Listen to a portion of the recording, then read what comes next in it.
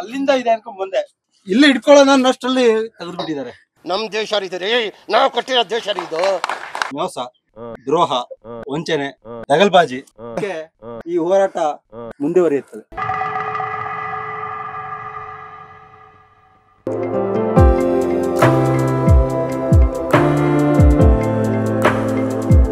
ಬೆಟ್ಟ ಹತ್ತಿ ತುದಿನ ತೋರಿಸ್ತಾ ಇದೀವಿ, ಮುಟ್ಟಕ್ಕಾಗಲ್ಲ.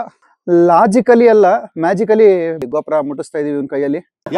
ಇವೆಲ್ಲ ಝೂಮ್ ಮಾಡಿದ್ರೆ ನಿಮ್ಗೆ ಕ್ಲಿಯರ್ ಆಗಿ ಕಾಣುತ್ತೆ.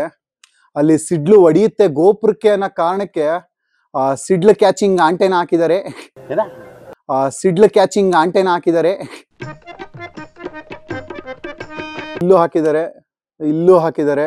100ಕ್ಕೆ 100 ಇದು ಸತ್ಯದ ವಿಚಾರ ಅಂತಕ್ಕಂತ ಮಾತನ್ನ ನಾವಾದ್ರೂ ಇದನ್ನ ಹೇಳ್ತಾ ಇದೀವಿ. ದೇವಸ್ಥಾನ ಎಲ್ಲ ಪಳಿಯುಳಿಕೆ ಆಗೋಗ್ಬಿಟ್ಟೈತೆ ಗುರು. ಪೇಂಟ್ ದುರಸ್ತಿ ಆಗೋಗ್ಬಿಟ್ಟಿದೆ. ಇಷ್ಟ ಮೇಲಕ್ಕೆ ಬಂದು ಏನಕ್ಕೆ ಕಟ್ಸಿರ್ಬೋದು? ಪುರಾಣದ ಪ್ರಕಾರ ಹಿಂದೆ ಒಂದು ದಂಪತಿಗಳು ಒಂದು ಹಸುನ ಸಾಕಿದ್ರಂತೆ. ಆ ಹಸುನ ಅವರು ಯಾವತ್ತೂ ಕಟ್ಟಾಕ್ತಾ ಇರಲಿಲ್ಲ. ಸ್ವಚ್ಛಂದವಾಗಿ ಯಾವಾಗಲೂ ತಿರ್ಗಾಡ್ಕೊಂಡು ಬರಕ್ ಬಿಡ್ತಾ ಇದ್ರು. ಆದರೆ ಒಂದು ದಿನ ಇದ್ದಕ್ಕಿದ್ದಾಗೆ ಹಸು ಕಡಿಮೆ ಹಾಲನ್ನ ಕೊಡೋಕೆ ಶುರು ಮಾಡುತ್ತೆ. ಅದು ಪ್ರತಿನಿತ್ಯದ ಅಭ್ಯಾಸ ಕೂಡ ಆಗೋಗ್ಬಿಡುತ್ತೆ. ಅನುಮಾನಗೊಂಡ ಮಾಲೀಕ ಏನ್ ಮಾಡ್ತಾನೆ, ಈ ಹಸು ಎಲ್ಲಿ ಹೋಗ್ತಾ ಇರ್ಬೋದು, ಯಾರಾದ್ರೂ ನಮ್ಮ ಹಸುವಿನ ಹಾಲನ್ನ ಕದೀತಾ ಇದ್ದಾರಾ ಅಂತ ಯೋಚನೆ ಮಾಡಿ ಆ ಹಸುನ ಮುಂದೆ ಬಿಟ್ಟು ಅವನು ಬಚ್ಚಿಟ್ಕೊಂಡು ಹಸುನ ಫಾಲೋ ಮಾಡ್ಕೊಂಡು ಹೋಗ್ತಾನೆ. ಆದರೆ ಆಶ್ಚರ್ಯ ಏನಂದ್ರೆ, ಆ ಹಸು ಯಾರ ಮನೆ ಕಡೆಗೂ ಹೋಗದೆ ಸೀದಾ ಒಂದು ಬೆಟ್ಟ ಹತ್ಕೊಂಡು ಮೇಲಕ್ಕೆ ಹೋಗಕ್ಕೆ ಶುರು ಮಾಡುತ್ತೆ. ಇವನು ಕೂಡ ಅದ್ರ ಹಿಂದೆ ಹೋಗ್ತಾನೆ. ಬೆಟ್ಟ ಹತ್ಕೊಂಡು ಎಲ್ಲಿ ಹೋಗ್ತಾ ಇದೆ ಈ ಹಸು ಅಂತ ಮೇಲ್ ಹೋಗಿ ನೋಡಿದ್ರೆ ಅವನಿಗೊಂದು ಆಶ್ಚರ್ಯ ಕಾದಿರುತ್ತೆ. ಆ ಹಸು ಆ ಬೆಟ್ಟದ ಮೇಲಿರೋ ಒಂದು ಶಿವಲಿಂಗಕ್ಕೆ ತನ್ನ ಹಾಲನ್ನ ಅಭಿಷೇಕ ಮಾಡ್ತಾ ಇರುತ್ತೆ. ಆಗ ಆ ವ್ಯಕ್ತಿ ಈ ಒಂದು ಹಸು ದೇವರ ಚಮತ್ಕಾರ ಅಂತ ಅನ್ಕೊಂಡು ಅಲ್ಲಿರ್ತಕ್ಕಂಥ ಲಿಂಗಕ್ಕೆ ಆತ ಕೂಡ ಪೂಜೆ ಸಲ್ಲಿಸೋಕೆ ಶುರು ಮಾಡ್ತಾನೆ. ಅದನ್ನೇ ಈ ಊರಿನ ಜನರು ಕೂಡ ಫಾಲೋ ಮಾಡ್ಕೊಂಡು ಬರ್ತಾರೆ. ಸೊ ಇದು ಈ ಒಂದು ಬೆಟ್ಟದಪುರದ ದಂತಕತೆ. ಇಲ್ಲಿ ಕಲ್ಲಿನ ನಂದಿ, ಇಲ್ಲಿ ನಂದಿ ಮುಂದೆ ಕಾಮಧೇನು ಇದೆ, ಮೇಲ್ಗಡೆ ಶಿವಲಿಂಗ ಎಲ್ಲ ಇದೆ.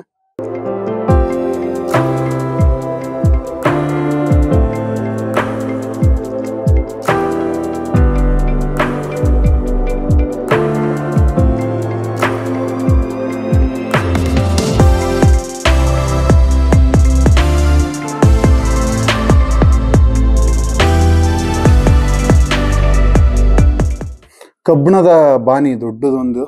ಎಷ್ಟು ಮೇಲ್ಗಡೆ ಹೆಂಗ್ ಕಟ್ಟಿದ್ದಾರೆ ಇದನ್ನ, ಚೆನ್ನಾಗಿದೆ. ಅದ್ರ ನಂಗೆ ಮಲ್ಲಿಕಾರ್ಜುನ ಸ್ವಾಮಿ ಇಲ್ಲೆಲ್ಲೂ ಕಾಣ್ಲಿಲ್ಲ. ಮಲ್ಲಿಕಾರ್ಜುನ ಸ್ವಾಮಿದು ಇಲ್ಲಿದೆಯಾ? ಓ, ಇಲ್ಲಿ ಶಿವಂದು ವಿಗ್ರಹ ಇಲ್ಲಿರೋದು ಕಣ. ಇಲ್ಲಿ ಒಳಗಡೆ ಹೋದ್ರೆ ಮಲ್ಲಿಕಾರ್ಜುನ ಸ್ವಾಮಿ ಫುಲ್ಲು ಒಂಥರ ಗುಹೆ ಒಳಗೆ ಬಂದಂಗೆ ಫೀಲ್ ಆಗ್ತಿದೆ. ಶ್ರೀ ಸಿಡಿಲು ಮಲ್ಲಿಕಾರ್ಜುನ ಸ್ವಾಮಿ ಸನ್ನಿಧಿ ನೋಡಿ, ಗರ್ಭಗುಡಿಯಲ್ಲಿದೆ. ನಾವು ಲಿಂಗ ಕಾಣಿಸ್ತಿದೆ ಅನ್ಕೊಂತೀನಿ. ಇಲ್ಲೂ ಕೂಡ ಒಂದು ಕಬ್ಬಣದ ಗುಡಾನ ಇದೆ. ಹಾಗೆ ನೀವು ಯಾವುದೇ ದೇವಸ್ಥಾನಕ್ಕೆ ಹೋಗಿ ಈ ತರ ಹಾವಿನ ವಿಗ್ರಹಗಳಿಟ್ಟಿರ್ತಾರೆ. ಯಾಕೆ ಅಂತ ಸ್ಟೋರಿ ಗೊತ್ತಾ?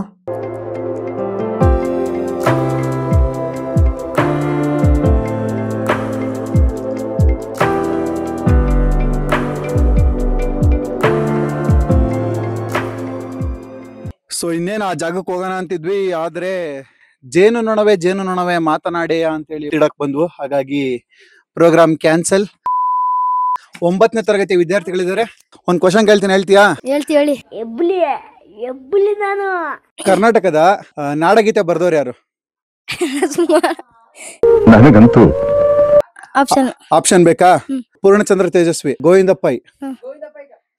ನನಗಂತೂ ಈ ಜೀವನವೇ ಬೇಸರ ಆಗೋಗ್ಬಿಟ್ಟಿದೆ. ಇರೋ ಚಿನ್ನ, ಕುವೆಂಪು, ರನ್ನ. ಗೋವಿಂದ ಪೈ. ಆನ್ಸರ್ ಕರೆಕ್ಟಾ? ಫೋನ್ ಆಫ್ ಫ್ರೆಂಡ್ ಬೇಕಾ? 50-50 ಬೇಕಾ? 50-50. ಗೋವಿಂದ ಪೈ ಮತ್ತೆ ರನ್ನ ಇಬ್ರು ಇಲ್ಲ. ಕುವೆಂಪು. ಸೂಪರ್. ನೋಡಿ, 9ನೇ ಕ್ಲಾಸ್ ವಿದ್ಯಾರ್ಥಿ 50-50 ಆಪ್ಷನ್ ಅಲ್ಲಿ ಗೆದ್ದಿದ್ದಾನೆ. ಪವನ್ ಯಾವ school? Manasa school, Piriyapatna. Thank you ಕಣ. ನಮ್ ಜೊತೆಗೆ ವಿದ್ಯಾರ್ಥಿ ಸಿದ್ದು ಇದ್ದಾರೆ. ಇವತ್ತೇನ್ ಸ್ಪೆಷಲ್ ಸರ್? ಬೆಟ್ಟದ್ದು ಮುಖದಲ್ಲಿ ಒಂದು ತೇಜಸ್ಸನ್ನ ನೋಡಿದೆ. ಇವತ್ತಿಂದ ಏನು ದಿನದ ಸ್ಪೆಷಲ್? ಇವತ್ತು ಕನ್ನಡ ರಾಜ್ಯೋತ್ಸವ. ಕರ್ನಾಟಕದ ನಾಡಗೀತೆ ಯಾವುದು? ಭಗವತ್ನ ನೋಡಿದ್ರೆ ಆಪ್ಷನ್ ಆಪ್ಷನ್ ಹಚ್ಚೇವು ಕನ್ನಡದ ದೀಪ, ಜೈ ಭಾರತ ಜನನೀಯ ತನುಜಾತೆ, ಜನಗಣಮನ, ಒಂದೇ ಮಾತರಂ. ಯಾವುದು?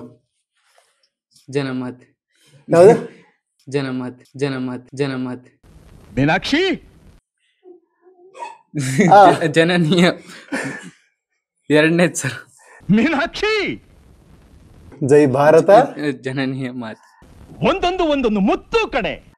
ಜೈ ಭಾರತ ಜನನೀಯ ತನುಜಾತೆ. ಜೊತೆ ಸಿದ್ದು ಅವರು ಪ್ರಯತ್ನ ಪಟ್ಟು ಉತ್ತರನ ಕರೆಕ್ಟ್ ಆಗಿ ಹೇಳಕ್ಕೆ ಹೋಗಿದ್ದಾರೆ.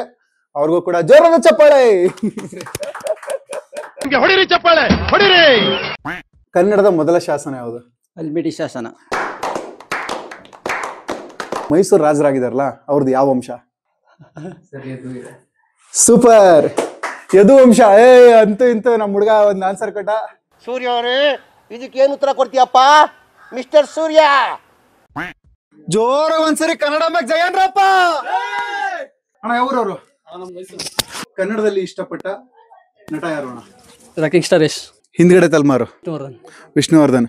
ಕನ್ನಡದ ಬಗ್ಗೆ ಇರೋ ಹಾಡು ಹೇಳಿ. ಕನ್ನಡವೇ ನಮ್ಮಮ್ಮ, ಅವಳಿಗೆ ಕೈ ಮುಗಿಯಮ್ಮ. ಕನ್ನಡವೇ ನಮ್ಮಮ್ಮ, ಅವಳಿಗೆ ಕೈ ಮುಗಿಯಮ್ಮ. ಮಾತಾಡೋ ದೇವರಿಗಳು, ನಮ್ಮ ಕಾಪಾಡೋ ಗುರು ಇವಳು. ಕನ್ನಡದ ಸಿದ್ಧ ಹಾಡೋದಕ್ಕೆ ಎದ್ದ, ಕನ್ನಡಕ್ಕೆ ಇವನು ಸಾಯೋದಕ್ಕೂ ಸಿದ್ಧ. ಕನ್ನಡದ ಯಾವ್ದಾದ್ರು ಒಬ್ಬ ನಟರ ಡೈಲಾಗ್ ಹೇಳ್ತೀರಾ? ಇವ ಯಾರೇ ನೋಡ್ತಾ ನಾವ್ ಬಿಡ್ತೀನಿ. ಇಲ್ಲಿ ವಿಡಿಯೋ ಮಾಡ. ಹಾ. ಅಣ್ಣ ಚೆನ್ನಾಗ್ ಬಿಟ್ಟೆ. ಜೀವನದಲ್ಲಿ ವಯಸ್ಸಾಗ್ತಾ ಆಗ್ತಾ ಕಿವಿಗಳು ಕಿವುಡಾಗ್ತವೆ, ಕಣ್ಣು ಕುರುಡಾಗುತ್ತೆ. ಆದ್ರೆ ಅನುಭವ ಆಗ್ತಾ ಆಗ್ತಾ ತುಕ್ಕಿಡಿಯುತ್ತೆ. ನಮ್ದೇ ನಾವ್ ಹೇಳ್ತೀವಿ ಗುರು. ಚಿನ್ನ, ನಾನು ಪ್ರತಿ ಕ್ಷಣನು ಒಳ್ಳೇದೇ ಮಾಡ್ಬೇಕು ಅಂತ ಯೋಚನೆ ಮಾಡೋ ತುಂಬಾ ಕೆಟ್ಟವ ಈ ಬಸವ. ಇದನ್ನೆಲ್ಲ ಕಣ್ಣಿಂದ ನೋಡಿ ಕಂಗಾಲ ಆಗ್ಬಿಟ್ಟಿದೀನಿ.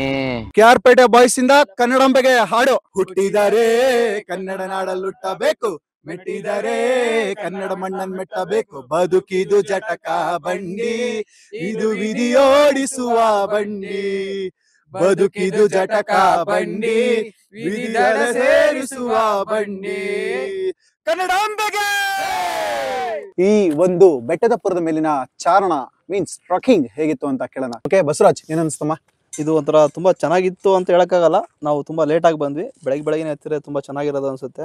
ತುಂಬಾ ಕಷ್ಟಪಟ್ಕೊಂಡು ಬೆವರ್ಸ್ಕೊಂಡು ಹೋದಾಗ ನೀರ್ ಸಿಕ್ಕಾಗ ಅದು ಸುಖನೇ ಬೇರೆ. ಏನು ಕಷ್ಟಪಟ್ಟಿದ್ಕೊ ಒಂದು ಸಾರ್ಥಕತೆ ಇರುತ್ತೆ. ಸೊ ಅಲ್ಲೂ ನೀರಿಲ್ಲ, ಇಲ್ಲೂ ಕೆಳಗೆ ಬಂದು ನೀರಿಲ್ಲ, ಆ ತರ ತುಂಬಾ ಬೇಜಾರಾಗುತ್ತೆ. ಸೊ ಆ ನೀರಿನ ವ್ಯವಸ್ಥೆ ಹೊಂದಿದ್ರೆ ತುಂಬಾ ಚೆನ್ನಾಗಿರುತ್ತೆ ಟ್ರಕ್ ಅಂತ ಹೇಳಕ್ ಇಷ್ಟಪಡ್ತೀವಿ. ಪೈಪು ಇಲ್ಲೆಲ್ಲ ನೋಡ್ಕೊಂಡು ಹೋಗಿದ್ವಿ ಉದ್ದಕ್ಕೆ. ಪೈಪ್ಗೆ ಕೊಕ್ಕೆನೇ ಇಲ್ಲ, ನೀರು ಬರ್ತಿರ್ಲಿಲ್ಲ. ಇಂತಹ ಜಾಗಗಳನ್ನ ನೀಟಾಗಿಡಿ, ಸರ್ಕಾರದವ್ರು ಇದಕ್ಕೆ ಗಮನ ಕೊಡಿ. 3108 ಮೆಟ್ಲುಗಳಿರೋ ಜಾಗ ಸ್ವಾಮಿ ಇದು, ಒಂದಲ್ಲ ಎರಡಲ್ಲ.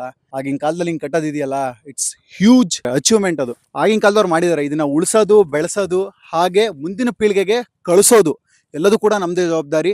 ಆ ಜವಾಬ್ದಾರಿಯನ್ನ ಸಾರ್ವಜನಿಕರಾಗಿ ಏನ್ ಮಾಡ್ಬೋದು ಅಂದ್ರೆ ಕಸ ಕಡ್ಡಿ ಬೀಳ್ದಂಗೆ ನೋಡ್ಕೊಂಡು ಕ್ಲೀನಾಗಿ ಇಡ್ಬೋದು. ಸರ್ಕಾರದವರು ದಯಮಾಡಿ ಜೀರ್ಣೋದ್ಧಾರಗೊಳಿಸಿ, ಮೇಲ್ಗಡೆ ಮುಟ್ಟಿದಾಗ ಕುಡಿಯಕ್ಕೆ ನೀರಿಡಿ, ಅಲ್ಲಲ್ಲಿ ಡಸ್ಟ್ಬಿನ್ ವ್ಯವಸ್ಥೆ ಮಾಡಿಸಿ.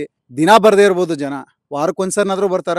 ಭಾಷಣ ತುಂಬಾ ಚೆನ್ನಾಗಿ ಮಾಡ್ತೀಯ. ಇದನ್ನ ಕನ್ಸಿಡರ್ ಮಾಡಿ ಅಂತ ಹೇಳ್ತಾ ಇಲ್ಲಿಗೆ ನನ್ನ ಲಾಗ್ನ ಮುಗಿಸ್ತಾ ಇದ್ದೀನಿ. ಜೈ ಹಿಂದ್, ಜೈ ಕರ್ನಾಟಕ, ಜೈ ಕನ್ನಡಾಂಬೆ.